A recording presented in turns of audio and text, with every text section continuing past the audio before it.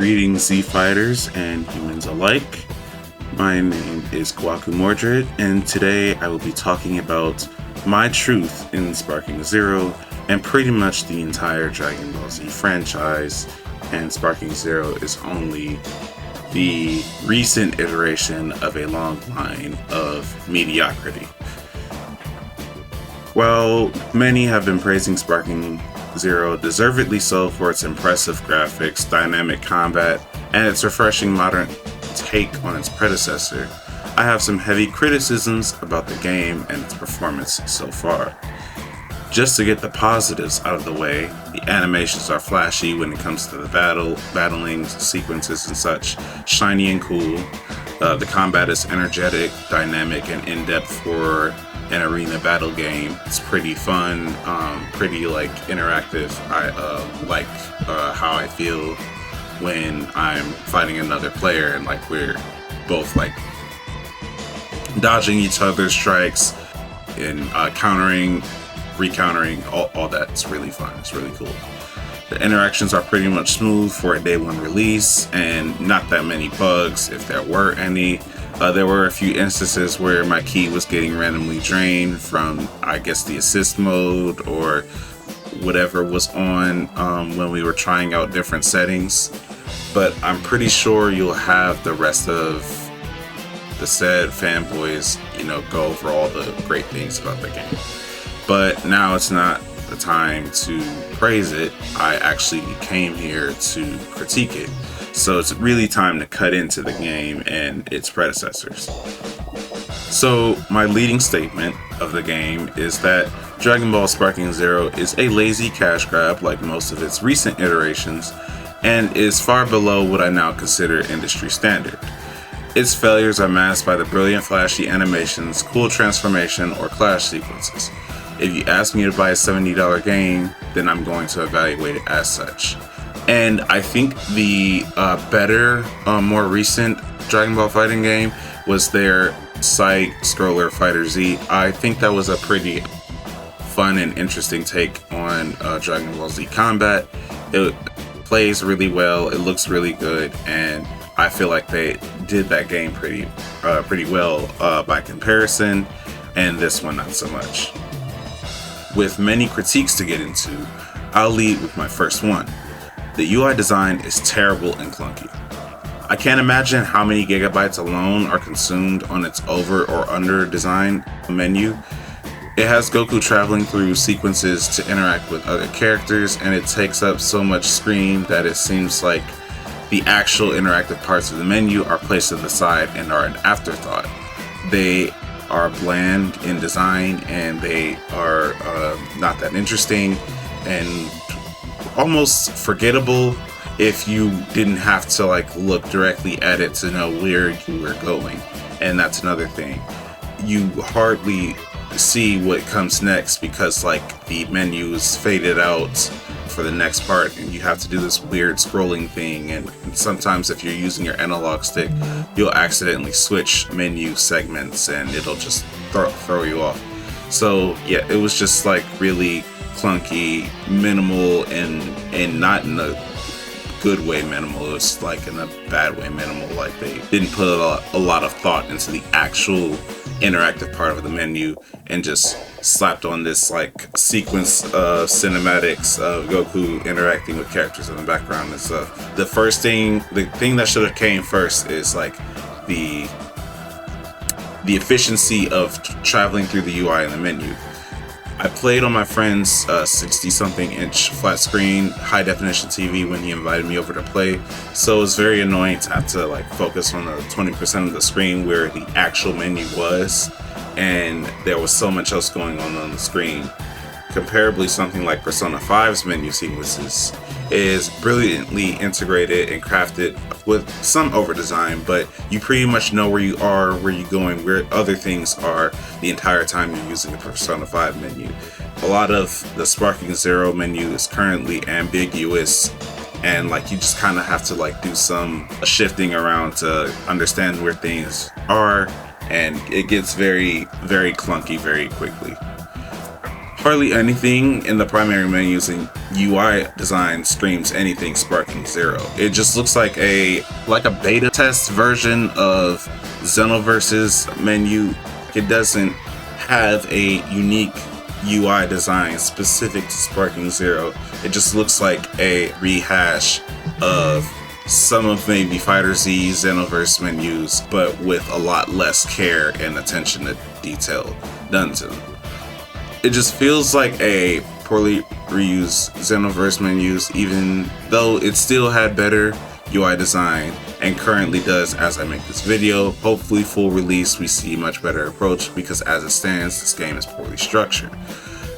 In navigating or character selection, the character profiles are terribly small, and several of Goku's iterations as well as many of the character's transformations take up the first 15% of the character selection, which is ridiculous that character transformations takes up navigational space to fill a suboptimal quota when it comes to characters, quote unquote, that you can choose from, when it's just the same character in different forms. When a sub-menu could have easily achieved that and decreased the amount of characters you have to shift through to get to another character.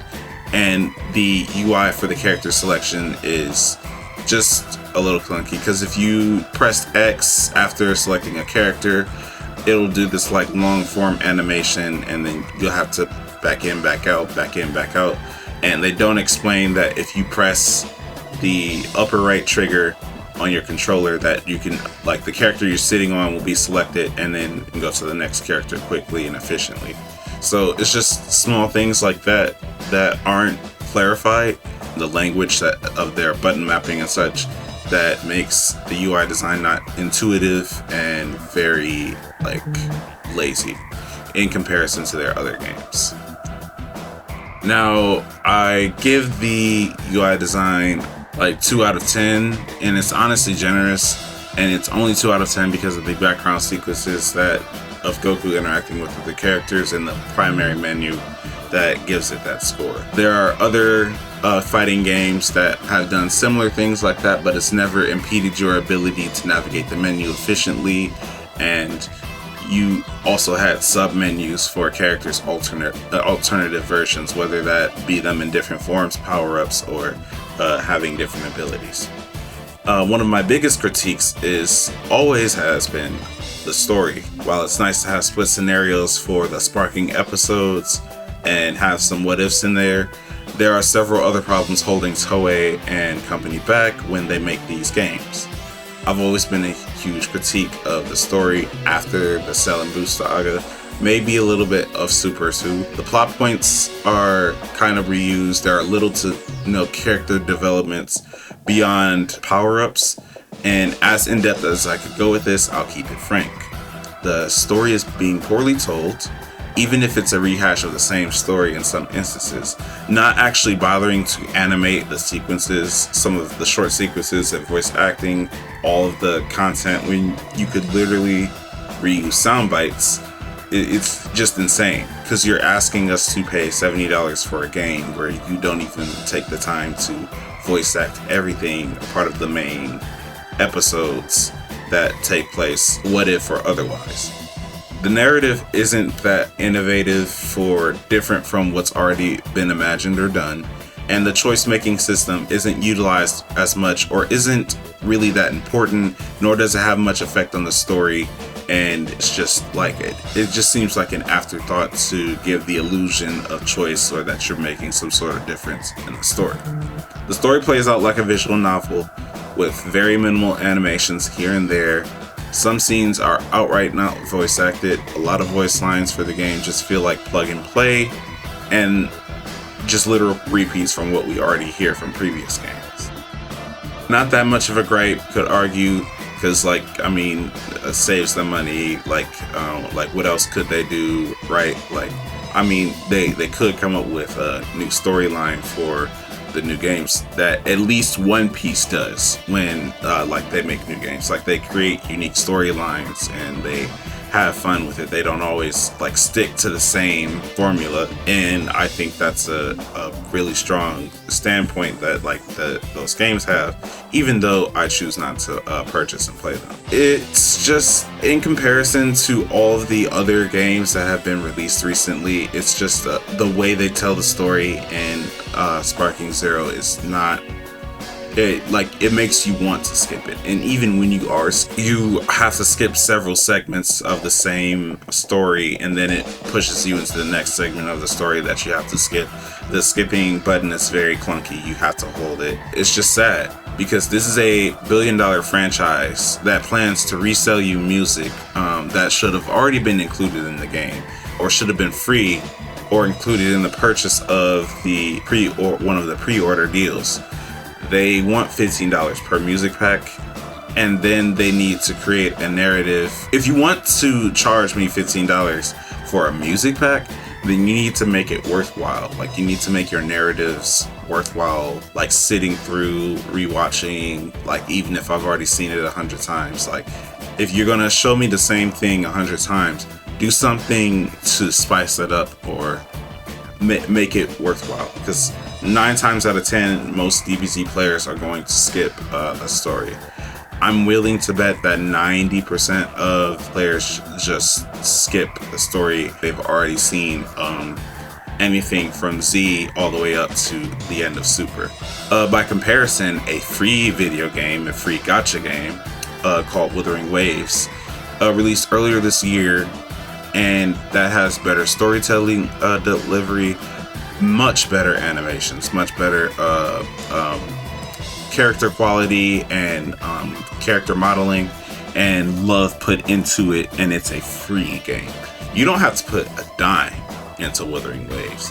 All it asks for you is your time, and anything beyond that is like personal choice. Yes, it encourages you to spend money on the characters, but besides Final Fantasy XIV, what game doesn't?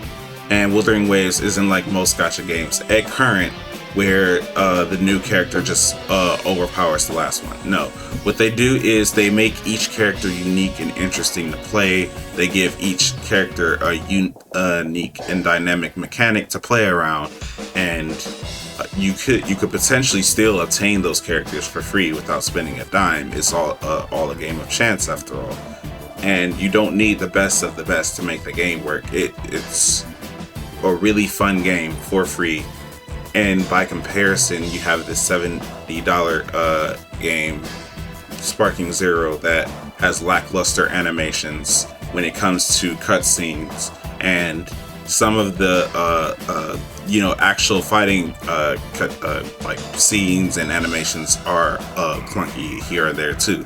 Like some of the dodging animations, especially for UI Goku, are inconsistent, because there are some times where he does this ultra instinct dodge, and then there are other times where he's moving like a normal character, which is very confusing. Like, they didn't bother animating his dodges. That's very, very weird, very lazy. My next point is somewhat related, and that's again, like the modeling, rigging, the animations quality falls short of what a $70 game proposes is supposed to be. This is supposed to be a AAA title, and once again, a AAA title falls short of the norm compared to its AA, 1A, and indie counterparts. Baldur's Gate 3 blew it out of the water. You have Elden Ring that blew it out of the water with animation, storytelling, gameplay, like it 10 out of 10 across the board, like award-winning, crazy. Sparking Zero doesn't win any awards, and if it does, it's because of the self-grandizing fan base. But I don't see Sparking Zero competing with Black Myth Wukong or any of these newer high-quality games in any capacity for this year. It does not meet that level of quality. It's really not there. The primary thing that can escape my mind when I think about some of these animations and modeling is one of Fuse Zamasu's ultimate abilities, or his ultimate ability, Lightning of Absolution. That ability looks so bad. The model attack looks like something a Roblox developer would put into an off-brand version of their game and call it Bloxing Zero. It's very jarring to me and does not match the theme of the game, when other attacks are polished, more flashy or interesting, and the rigging for expressions seems standard but not in a good way, as it feels like they just pulled some of their same facial and rigging animations from Xenoverse 2. Any other present gripes are probably either bugs or kinks that I can't exactly remember at this point, and everything else, because of what I already mentioned, stands out too much to me. With AAA games on the fall and them trying to drive up prices for these ridiculous excuses they call for a game, they are going to need to justify that expense when there are cheaper, more fun games with much more to do than Sparking can. My overall rating for this game is 3 out of 10. Its price point is just not reasonable for the lackluster work that was put into this game when it comes to its other components. The fighting mechanics are damn near a 10 out of 10, but it is an outlier when everything else around it is a crumbling pillar. The gameplay is most important, yes, but ignoring the other components for too long can be deadly in the long run, especially if you want people to care about your product and pay more for it. If you sell something at a premium, it should perform as a premium, and right now, with what I've experienced in early access, the game does not speak to me as worth anything more than $50 at best, so I will not be buying it for myself and anytime soon. And my friend, if he wants, if and when he invites me over again to play, is the only time I'll be playing it, or if any of my other friends invite me over to play, it's the only time I'll be playing it. This critique is my honest opinion of the game. There are more dynamic or interesting games with more fleshed out aspects to it. Games like Elden Ring that are perfectly polished down to storytelling, freedom, and experience only got me for a $59.99. Another masterpiece, and then their masterpiece DLC came at a mere $40. The deluxe edition of Elden Ring came with physical items you could physically touch and own, while Sparking Zero seems to have fallen short of that and comes at a whopping $117 price point for their Ultimate Edition, or roughly that amount in USD, and you don't get anything you physically own from it besides any merch you've already purchased separately from the game. You seriously need to start holding these companies to a standard if you really want your money's worth. Black Myth Wukong, Palworld, and even Baldur's Gate 3 all offer either some form of physical ownership or fair pricing for the experience of purchasing their games. Sparking Zero is fun to play, but I have to be the one to point out the problem that's been happening for some time with the franchise now. They have very clearly delivered a lackluster product over and over again, and they spice it up in hopes that you won't notice. They ask you to pay $117 for items you can't even get or use yet, and the quality of what they do have only looks like it was worked on for maybe 2 years. I'll be honest, again, going back to the quality of animations and such, they took a few more steps with that one, but when it came to anything outside of combat or making combat looking good, it looked like it was a 2-year project. If somebody showed me this game before release, before it was announced and stuff, I would say you have more work to do. I'm not even super critique or of games like that, and I've just woken up to the lackluster performance of Toei Animation and Bandai Namco when they make these games. That's why I don't like buying Bandai Namco games. After I got cut into buying Xenoverse 2, I was just I'm not doing that again. I'm not falling for that trap again. DBZ Sparking Zero is honestly a low C tier game as it stands. For any of the absolute naysayers that are going to be in my comments that say it just isn't for you or get good, will have nothing of substance to say to any of the actual points I'm making because they want to defend yet another poor purchase decision y'all made. I feel sorry for anyone who called off of work to play this game because it does not even come close to the level of polish of games like Elden Ring, Wuthering Waves, Mortal Kombat, Baldur's Gate 3, and so on. No. There is not enough quality and polish in the innovation, UI design, storytelling, and the game mechanics for the game to be worth as much as it is. And anyways, a lot of you won't agree because you are sheepishly blinded by your love for the series and keep getting sucked into bad purchase decisions. But for those who aren't supportive of the game, I'm sorry Toei and Bandai has created such a lazy product in comparison to all the other recent games we have gotten. With that being said, alright Z Fighters and casual Earthlings tuning in, as we power down from today's episode, remember, the quest for greatness never ends, much like Goku's insatiable appetite for food and battle. Keep your energy blast charged, your friendship stronger than Vegeta's pride, and never, I mean never, skip your training, unless it's for a good old-fashioned feast. Farewell, and may your spirit bombs always find their target.